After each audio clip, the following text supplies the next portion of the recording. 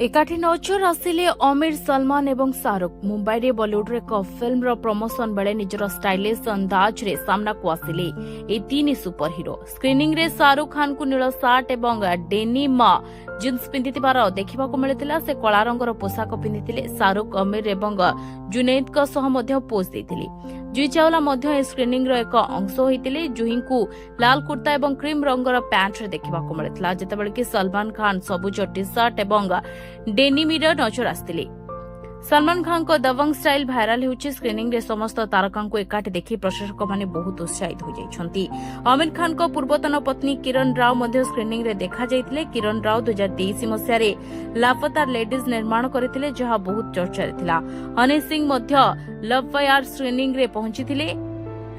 हनी सिंह को बैगणी रंगर पोशाक देखा मिलता से हाथ जोड़ी पोज देथिले। आमिर खान को झियो आयरा खान एवं तांको ज्वाई नुपुर शेखरे मध्य स्क्रीनिंग रे जोग देथिले। अभिनेता इमरान खान को मध्य तांको परिवार सहित पोज देउथबा देखा मिलता। अभिनेता आयुष्मान खुराना स्क्रीनिंग रे नजर आसतिले। तांको तांको पत्नी सहित देखा मिलता। एही समय आयुष्मान बहुत खुशी नजर आसतिले।